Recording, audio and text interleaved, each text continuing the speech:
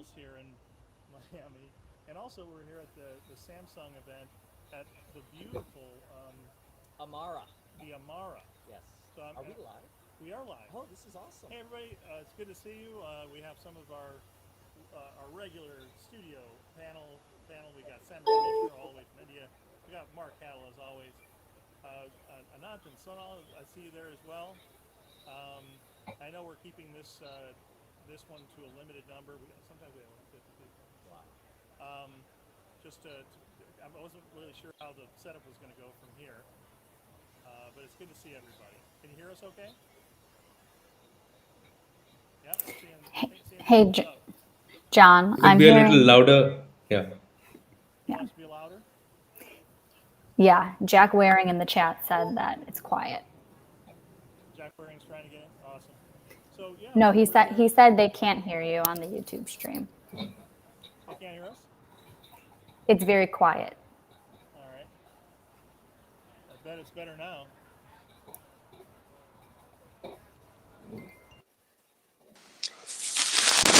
Not by much, John. If I increase the volume of my headphones, I can hear everyone else very loudly, but I still can barely hear you.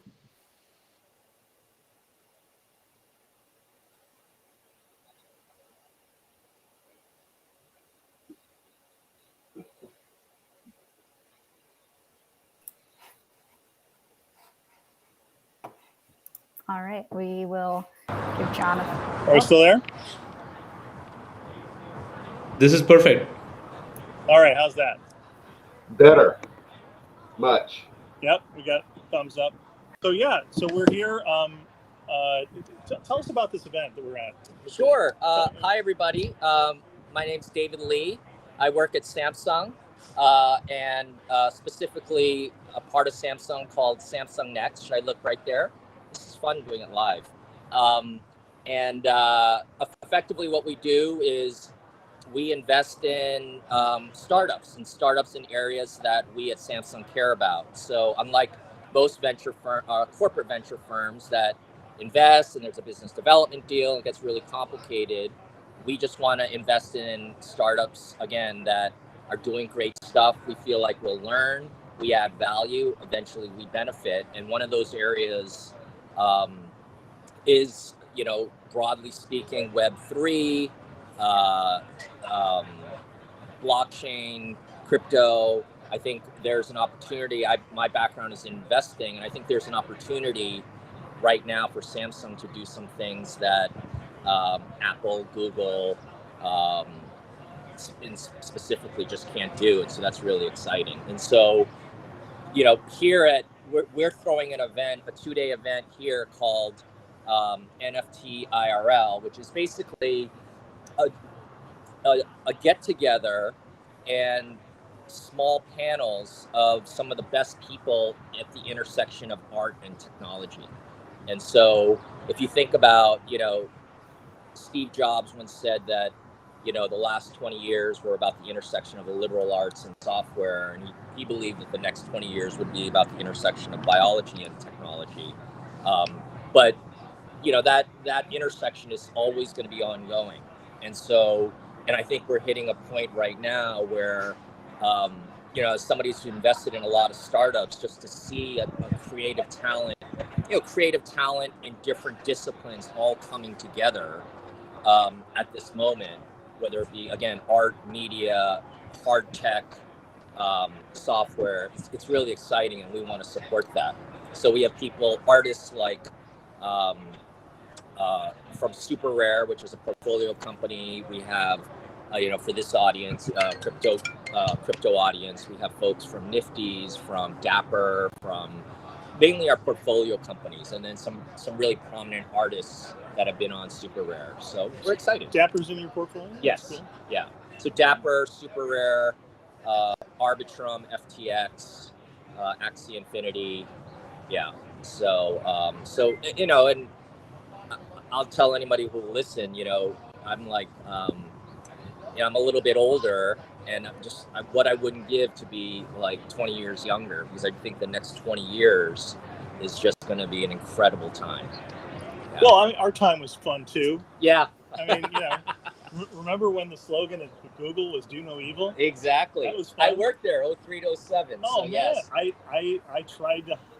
This is a true story. In '98, I was on a recruiting mission from IBM Almaden Research Lab. Yeah. And there was this PhD student, and I tried to recruit. Yeah. It's like, nah. Exactly. Yeah. Yeah. So we had fun. Yeah, we had fun, and it's very, it's almost like starting one's career in 1995 in the internet, and you have this choice, and you want to do something in tech. It's like, do you do the internet or do you do enterprise software, client-based software?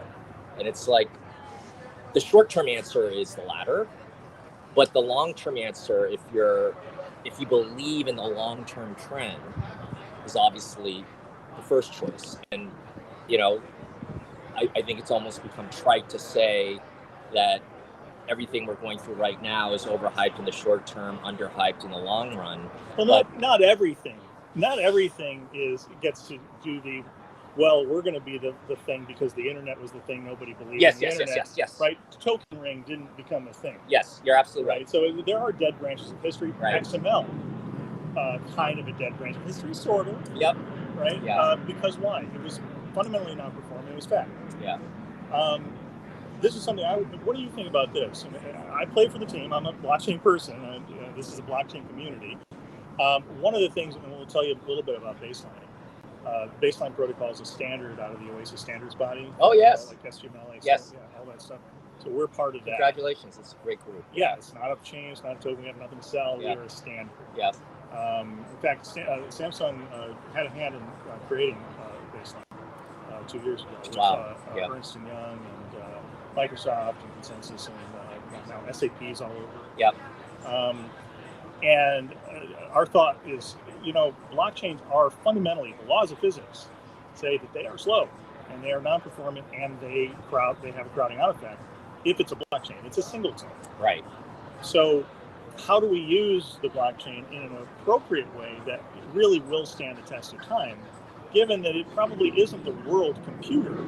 It's not going to be everybody's backend. You're not going to run Twitch games off this thing ever, right? But it might be the internet's or cache management and ordering service, and that's kind of our approach with Baseline. Is don't use data for databases, hashes for blockchains, or fancy hashes for zero-knowledge proofs. In fact, our organization is really about coordination under zero knowledge, mainly to say, and hey guys, do a sound check. Can you guys, Samurai, can you hear me? Can I hear you? Say something. Yeah, John. Sound check. Can't hear you. Is that okay? Try again. Sound check. Is that okay? It's warm and sunny out there. Uh-oh. Sonal, can I hear you? I don't know. Can you? Hello? All right. Well, let's figure that out. And while we are, we'll have a little conversation. How's that? So, yeah, Baseline is, and it's fun to tell the story to new folks, is really saying, yeah, let's take the realities of blockchain. And let's really discover that zero knowledge is going to be bigger than blockchain. Yeah. It might not have the same hype cycle because it's kind of like hashing. It's going to change everything. Nobody's going to notice. Right? But zero knowledge is a non-controversial part of a balanced breakfast for any serious businesses coordination effort, I think, going forward from here. Would you agree? We need to share, we need to coordinate, but we can't share all of our data. We do not want to go full Monty with an entire supply chain's worth of counterparties on all of our data in the clear. The stupidest administrator in a private blockchain is going to get hacked and make us all, and make the reason that we did a private blockchain irrelevant. That's going to be a bad day coming for the half dozen actual private blockchain projects that I think have survived in the last 6 years. But they're going to have a bad day because it's a huge threat surface. So we don't use blockchain. We put proofs of consistency on the blockchain, and we run zero knowledge circuits off chain to tee those up. So I can say my invoice and your invoice are verifiably identical. I sent it to you via carrier pigeon or any messaging service that's compliant with the standard, and then you signed it with EDDSA, which means you have to have a system that runs EDDSA. So that's part of the standard. Is, if you're an SAP system, you'll be able to, you should be able to sign EDDSA signatures, send that back to me. I'm going to run that through a zero-knowledge circuit. I'm going to pump that proof to the blockchain or to an L2. Yeah. And then that's going to anchor to a big blockchain like Ethereum, so that all the blockchain's doing is telling us that proof didn't get changed. That's all. It's only job. So it's very non-controversial. So it's just not a checksum. It's a checksum. Yeah. But it's an addressable, discoverable checksum, which can be an attestation. Yep. So I'm a bank, you're a bank, this guy's a bank. I'm the factor bank, you're the buyer's bank, and this guy's the seller's bank. I'm going to pay the seller right now. You want to pay me later. You kind of want to know I paid him first. But today, that's a mess of API calls, and it's probably half the reason why Plaid makes money. Right? Yep.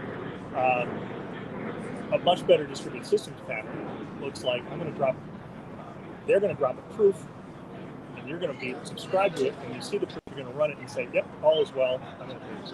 Yeah. And there's no knowledge discoverable on any kind of blockchain, even with an AI. You're not going to see a pattern. No classifiers. That's an appropriate use of a blockchain in our view. So the net of it is, baselining is about coordination under zero knowledge, where we have to prove consistency between some set of counterparties and some attribute of that information. Like I didn't overcharge the usury law when I lent to a company in Arizona versus because they're different usury laws. So I can prove to the regulator that I didn't violate the law without them having to give me the data itself. Yeah. So prove an attribute of the data, or I've got a long supply chain, and we have a certificate of originality between a set of counterparties way up the top of the chain, but you're shipping through Amazon. You kind of don't want Amazon to know everything about your data. Yep. Right? Yeah. They can have the attestation. Yeah. Oh, okay. Yeah. They can have the attestation. Yeah. Without having all the data from the entire supply chain. Yeah. So you can have really good compartmentalization, but you can also have certainty. Good? Yeah. Yes. Thank you. You can also have certainty of workflow integrity at the same time. Yeah. That's a zero knowledge story. So I think that the future of enterprise and blockchain is really a cybersecurity sale, where you say, look, you're being forced to coordinate more with companies. Samsung is. You've got to coordinate. You've got to prove things better. We've got a lot more security going on. We need to be sure that we all have consistent information. We're doing all this schema work. But at the end of the day, if I just put some data into your portal, the only thing you know is that what I put in that portal, you don't know that I still have the same information. I might have changed it. You might have changed it. We don't have any proof of consistency. Yeah. So that's baseline. Got it. What do you think of that? Again, to age myself, I have a master's in electrical engineering, but that was, it's almost like if you need any help with Fortran or Pascal, I'm your person. So that's was legit. Yeah, it was back in the day. So I'm not up to speed. I'm not qualified to comment on sort of the technical, on the pros and cons, or of zero knowledge proofs, but invested in some companies. But the idea and just where we are, we talked about just the cycle. For sure, everything you talk about in terms of the current world that we live in and the current norms and the current technology, they're going to be influenced by the technology and it's really hard to even think about what the applications could be, or I'm not that person. For example, when the internet first started, encrypted messaging was not a thing. It was not a thing. We just didn't have time for it. And you would think regulators are never going to allow it. Wiretaps were the norm. And now it's, if your message service doesn't have encryption, it's not up to par. Right. So for me, everybody talks about the analogies of, the computer, the network stack, TCP/IP, and they think about blockchain and what we're going through in that model, and the things that you're talking about. Again, I'm not really qualified, so I'm kind of talking out of my ass right now. Oh, I do it all the time. Yeah, I think it's a very limiting view to think of it just in terms of a network stack, like a TCP/IP, because it's something Kind of like completely a magic different. bus. Yeah. It's something completely different, and I think there will be elements where we're thinking of it in terms of stacks and protocol layers is going to be very useful. And then there will be moments where it's just new technology where you don't know how to fit it into a box. And we're seeing that right now. Even something like NFT. NFT is kind of obvious in the same way that news on the internet was obvious. Everybody could see that in many ways that was kind of a better model, right? And you had the same sort of critiques. It was like, well, you have to have the paper. It's not the same, the serendipity. And look where we are today. Everybody can see digital art is a thing. It's like, why is the Mona Lisa the Mona Lisa? Oh yeah, digital art is great. But it will be very different. And that's what's exciting about what we're doing at Samsung. It's like, yeah, putting your NFT on a screen is really cool. And you can show off, oh, I bought this thing. But that's just sort of cramming in what happened in the past to what's happening now. And you see it all, like, I just met somebody. So our paradigm, our mental models for how we use the tools haven't evolved with the tools yet. Yeah, I don't know if they haven't evolved, but I think that and you can see it at the application layer. You can see it in terms of what people think about. I think Chris Dixon, his friend, talked about it being skeuomorphic, and you see it all the time. I mean, again, and I do think this is what really influenced me is like when the internet first started, you had NBC Interactive. Everyone said that's the thing, NBCI, like that was going to take over the internet. And it was basically an old media company saying, this is how you should do new media. Right. And there was literally a list, old media, new media. And that obviously, that did not end well for NBC. And I see some of that now with different startups, with different mental models. And it's not, I'm not saying it's, like I'm not a fortune teller, although I've written fortune cookie messages. My dad invented the first fully automated fortune cookie machine. No way. Yeah, cool. But wasn't that in San Francisco? Yeah, he actually sold them to San Francisco, and he's mentioned in a book about it, the Fortune Cookie Chronicles. And, that's cool. Yeah, but so what I liked about what's happening is like, and then if you know the history of the internet and when it started, with DARPA and so forth. I mean, it was just an evolution where incrementally you saw innovation upon innovation built, like just incremental innovation. I think that's what we're going through now. And what you're talking about, I agree with you. And I think a lot of it, some of it will be market driven, and that this is what people are going to want. People are going to demand different modes of privacy, and the expectation of privacy. I think the expectation of privacy during Web 2 had swung to share everything. Yeah. And especially Gen Y, the generation younger than mine, was like, we'll just share everything, right? And so, and that's where I believe Facebook got a bad rap because anyways. Yeah. And it's for different reasons, and maybe it's just a cycle of things. It's swung back to people want their privacy. It's really swung hard back. Yeah. I remember thinking that every generation kind of flips the other way, right? So we're like, no privacy, all privacy, no privacy. It'll swing back and forth. The priorities will. Yeah. And that's right now it's decentralized. Yeah, and then you see different companies that I think that are a little bit disingenuous about their stance towards privacy, i.e., it's I'm not going to human name thing. names, but there are very few companies, and you talked about do no evil. I do think what's going to be really interesting is everybody talks about Web3 and blockchain of this is finally what we wanted from the internet. And I hate to say it, but that's what we said in Web 2, and that's what we said in Web 1. And so it'll be interesting to see. It's the humans. I mean, I worked at Google, and I was so proud of when I worked there because in their opening shareholder letter, Sergey and Larry said, we're not a conventional company. we're going to do things differently. People and were serious about this. Yeah, they and they do were know serious. evil was a serious mantra. It wasn't like people fooling around. And they became everything. When I first started there, Microsoft was literally like the Death Star. And it was like, what they do is evil, right? Default Internet Explorer is evil. Now on Android, what's your default search engine? Google. Try changing it to DuckDuckGo. If you're Samsung, if you're Huawei, if you're just not using Android, right? And I'm not. It makes complete business sense, and I'm not knocking them for it. But it will be interesting to see how this plays out if we look in 20 years and just say, and it's the same cycle. And you see it a little bit in terms of the sexualized players and yeah. I mean, it seems like it always. One more question. One more. I mean, it always will be. I mean, we got humans involved. Yeah. So right now it's decentralization. Yeah. And I play for the team. I'm into decentralization.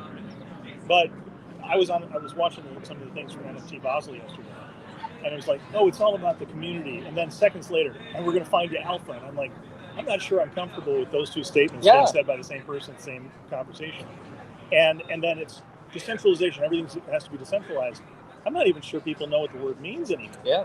For us, decentralized means I need a substrate to put my proofs on that can't lock me out, or is always on. Oh, I should definitely. We're going. Yeah, we gotta go. Hey, everybody, we have to go.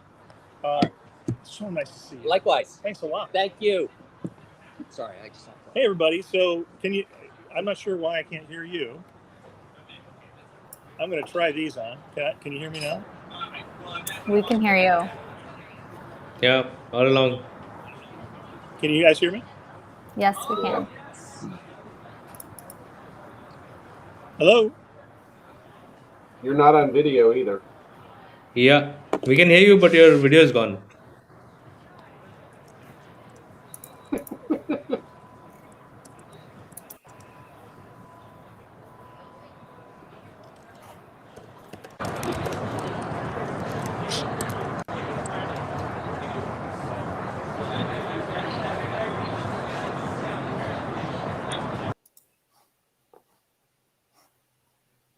He's going to Dropped out.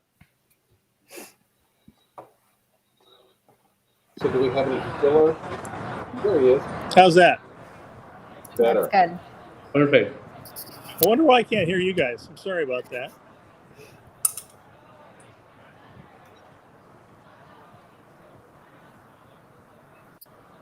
Because you're at the beach. Well, here we are in Miami. I'm sorry for the technical difficulties. I hope everybody can got it.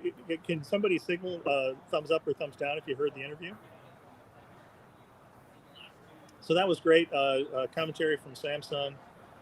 We got to talking about the history of the internet and some other things. It was really great to talk about baselining there, and I think Samrat, if folks can hear you, I might sign off from now. And if folks can hear you guys can talk about some of the stuff Sonal that's going on with the protocol work this week. Can YouTube hear you guys? Sure. Yes. Yes. Okay, great. Well, this was a fun experiment, and it's here. I'll give you a quick view of what's going on.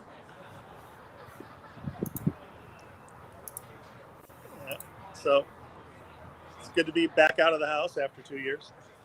I'll see you all. Cheers. Okay. Well, that was fun.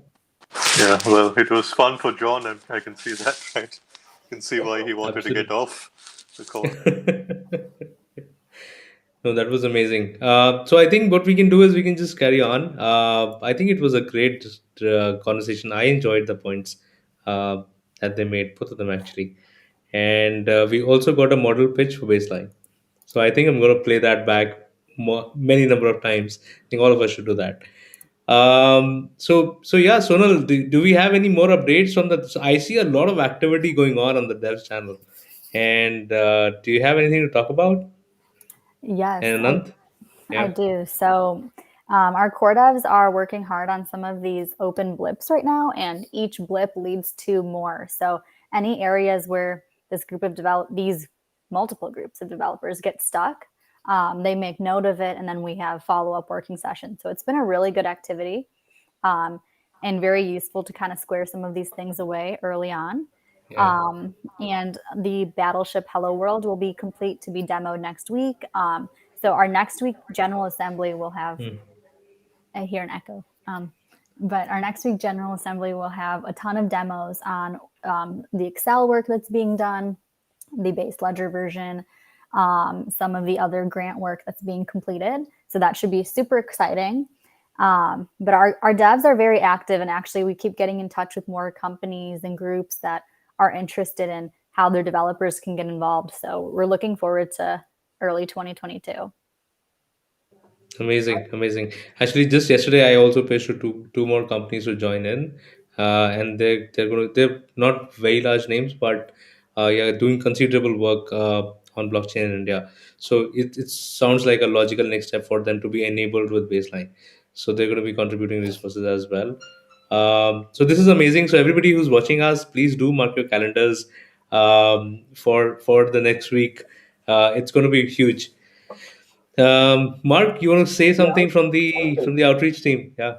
Well, actually, before I get into that, so Sonal, we're going to be demoing Blip 6, the baseline, the Battleship demo next week. Yes. So the groups are wrapping up their work. They might not be in the final finished stage, but they'll be complete enough to show us what they've been working on these last few weeks, and definitely complete by the end of the year to receive their grant funds. Yeah, but to go for it's what, 3 weeks from Yeah. ideation to live demo? That's yes. That group chat has been very active, and they've had daily sessions this week and the last few weeks to really just like figure out the working pieces that need to be involved. And I also asked them to kind of explain the process they went through with figuring out the circuits and just all of the parts that I don't fully understand. But I asked them to kind of dive deep into it in their demo, aside from just showing us the game. Yeah. And So also, what are they Mark, calling these sessions? They're calling these sessions mob coding sessions, right? What do they call yes, it? mob Mob coding. coding. Yeah, so that's actually one of the other blips where they're creating like a test suite. So they're diving really deep into the code and figuring out each piece of it and understanding it. They do mob sessions where they kind of pass around the mic every X minutes, and they have the screen and they start working on it. So it's a really cool exercise. And I'm very just happy to have all these devs active and all the new devs who are joining. They're given pretty good guidance by existing members and sitting in on some of those sessions to learn as well. And also, Mark, when you cover the outreach, I would love if you could also tell us about the event that you spoke at yesterday that I did listen to. So as far as outreach, let me get the housekeeping out of the way. We are in the middle of really polishing up the initial slide deck, which is going to go through several different iterations. Eventually we'll probably optimize it for certain applications or industry use cases, such as supply chain, DeFi applications, invoice financing, and so forth. But right now, what we're trying to do is sit there and distill everything down, everything that we've done for the past year and a half now, to try and pick those elements that are going to have the best impact. Those that are going to resonate for the audience. One thing that's been top of mind for us the whole time has been, we want to be mindful of what is being heard. Many of us from our blockchain days were very caught up when what we wanted to say, because we were the true believers and we wanted to evangelize blockchain to anyone and everyone that would listen. And blockchain is a very complex, very challenging concept to really have impact on the first pass. There's a lot of back and forth. There's a lot of questions, and a lot of trying to maintain what's important versus what is going to be a little bit, I guess, chaff as opposed to the wheat. But internally, what we're also doing is we're merging the two historical products that we've done into one, just so that we can have everybody on the same page to get it put out and stuff. And so, and we're waiting on a lot of our partners that have some exciting announcements of their own that they're keeping under wraps, so that they can have their releases, and that's going to definitely splash onto us for enablement. And it's all about getting the message out and the message landing where we want it to land. So that's where we Absolutely. are with enablement. Last night at 6:15, I was invited to speak at HIT Lab, which is a health innovation summit that they've had. This is their 8th annual one, and this is largely a community of medical researchers, practitioners, basically actors within the medical space. And the medical space has been just pleading for a long time for some technical innovation, and that innovation is really constrained by a very robust, very almost draconian data privacy framework. Multiple, actually. You have HIPAA, you have PHI, as well as regular data privacy for that. And a lot of that hinges around that I cannot allow private healthcare data to be in motion. Really, I mean, if you look at it from a security standpoint, data at rest is a lot more secure than data in motion. But data in motion is what's required when you have a multi-party workflow, a multi-party environment, to where people need to know what, I need your record keeping, I need some pieces of your data to complete the work steps that I have to do. And but I'm not able to give any identifying information or allow any leakage. And baseline is optimized for that, because through zero knowledge, we are proving consistency. We are proving synchronization. And that's really where the train goes off the rails, is that data being out of sync.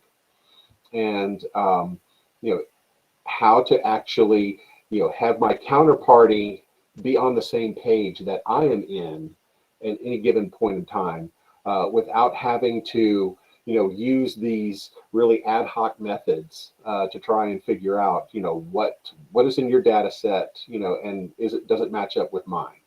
And within healthcare, that's particularly impactful, because they're not able to share data that well, but they need to be able to have the confidence that their record keeping matches the counterparties. And that's one of the things that they've just been starving for the longest time. And Baseline presents a very compelling solution to that persistent problem. So that's what my fireside chat last night was all about. So just because right now, a lot of us in Baseline, we've been focusing on, so many different use cases. A lot of them are around invoice financing or supply chain. Healthcare really has been a largely unplowed field.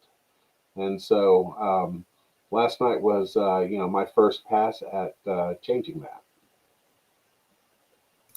So, Mark, it wasn't a blockchain focused conference. So how was that received? What you were explaining about Baseline? Well, you've got a lot of the attendees there. They're researchers. They're like, I've heard about blockchain, and I've heard a lot of people talk about it for quite a while now, and I still don't have a concrete idea in my head as to what it is.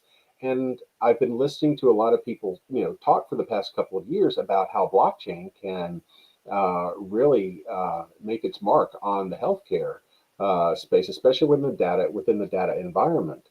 But blockchain, like many other new new emerging technologies, you've got to really start thinking through. How is the implementation going to happen? How is the delivery going to flesh out? And there's a lot of assumptions that are made. And the biggest, I think, problematic assumption is that blockchain, when we introduce it as a new solution set, we contemplate that it's going to replace a lot of different components of the IT architecture and become a dominant, piece, if not the dominant piece. And that contemplates that you're going to displace a lot of things that are already there. And a lot of things that are already there are multi-million-dollar investments that have already gone through painful implementation or upgrades, and they're not going to go anywhere just by saying, "Hey, we have this new, shiny new penny blockchain. We're just going to plug it in, and now you're going to have a single source of truth, and everyone's going to have the same copy of the ledger, and that's going to be absolutely wonderful." And CTOs and CIOs, as well as even the people just administering the network, are going, I don't see it. And so, when it comes to the healthcare space, you've got a lot of people paying attention to a lot of environments that are native to healthcare and also pharma and life sciences that really suffer from the pitfalls of data sharing that they're not really able to correct easily because of data privacy. And so it's gotten a lot of attention, particularly in clinical trials, and the pandemic has, of course, heightened the attention to that. But also just anywhere within healthcare delivery, we want to make sure that people are having their prescriptions, they're taking their medications in the correct prescribed manner. Any one of those. Big portion is going to be within the paying for the healthcare delivery. Especially within the U.S. healthcare system, where you have a healthcare payer, which is the disperser of funds, but you've got the providers and the patients, who are providers are giving the service, and the patients are receiving them, and ultimately, after you have a procedure, you're not quite done, because now comes the entire processing and just activity to find out what is your ultimate financial obligation to each party. I mean, the patient wants to know, what's my copay? And the provider wants to know, okay, I just did this. And so I now want to be paid for it, and I want to be paid for it by the negotiated contract rates that they have with the payer. And so you have the three actors all there together in one work step. And so all of that can then be settled. So everyone can be paid, and the payer can close the claim, And this is a process that under the current environment takes 60 to 90 days because of the pitfalls of the data sharing, to make sure everybody's record keeping matches up.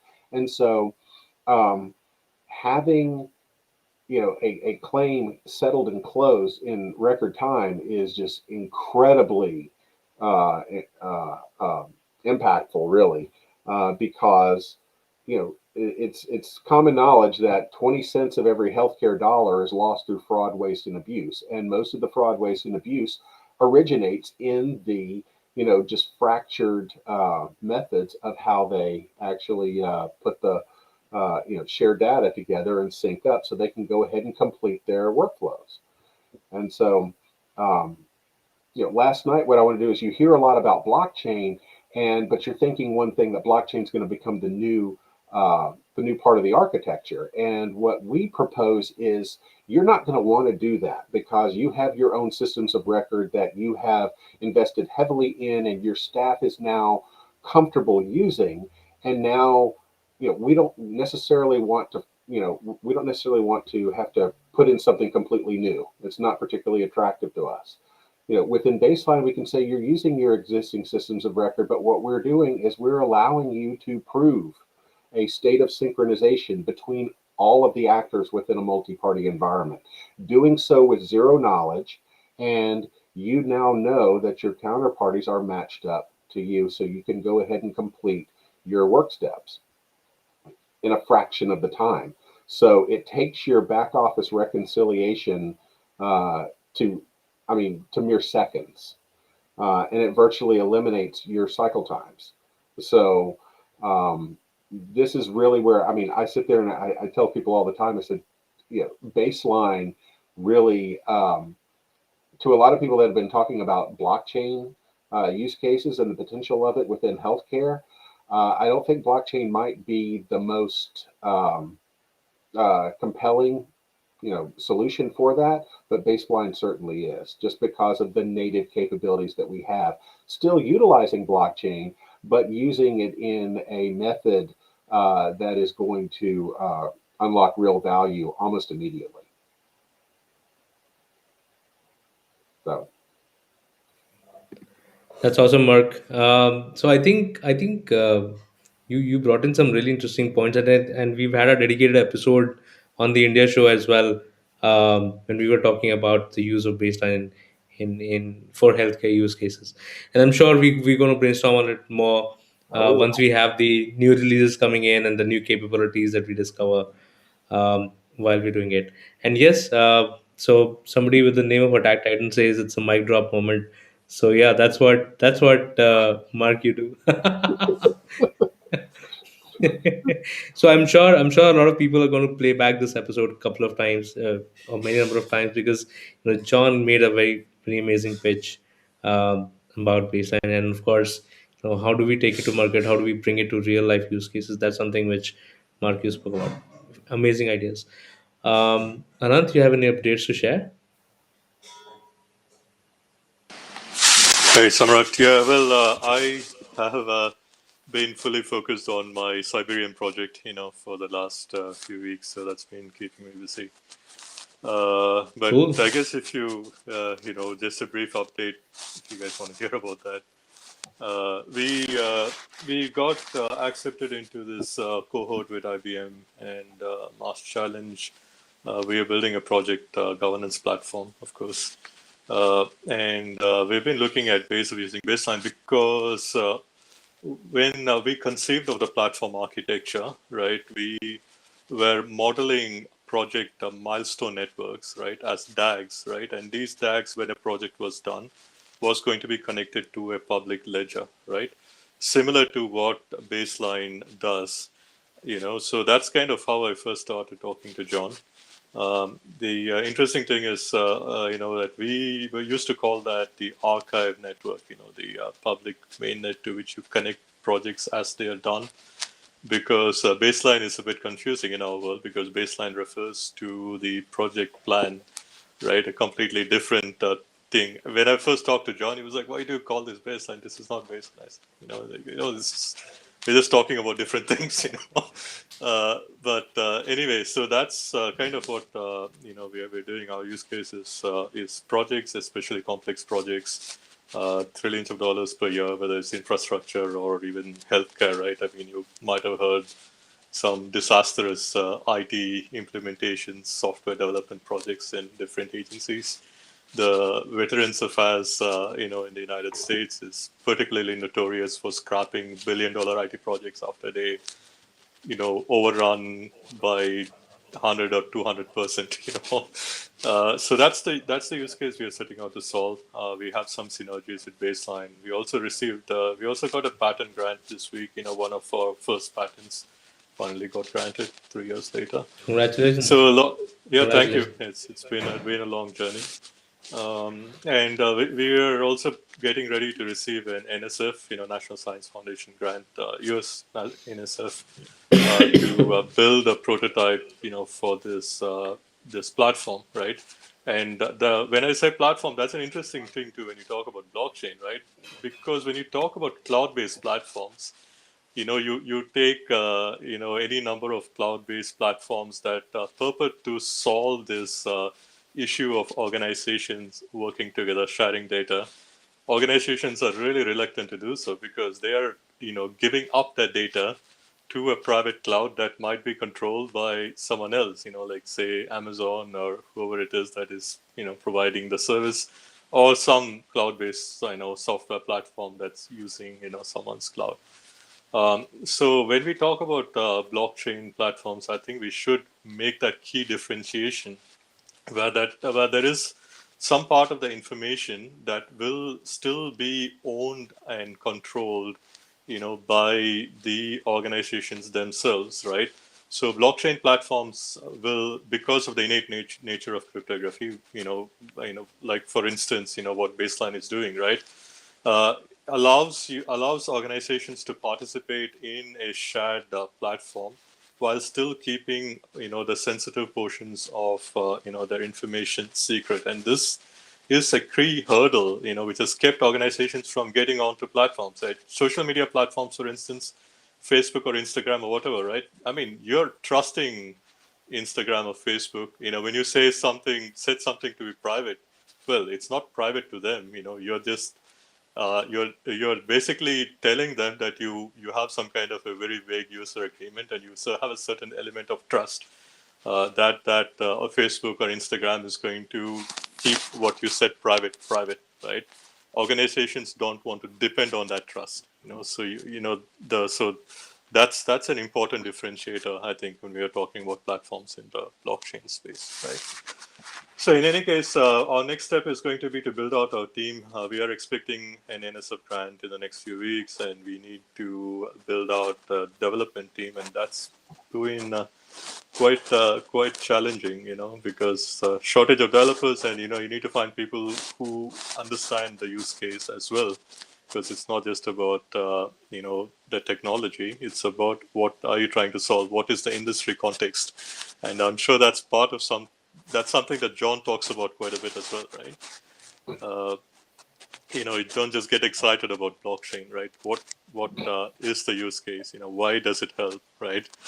And so on. So anyway, that's kind of a Yeah, brief absolutely. summary. Absolutely. No, congratulations, Nant. Lots going on with you, and I wish you the best. Yeah, thank you, Um, Samrat. So I think with this, we're good to wrap up today's session. I think we were planning to keep it low key today, but turned out to be so interesting, right? With all the conversations, all the chat running.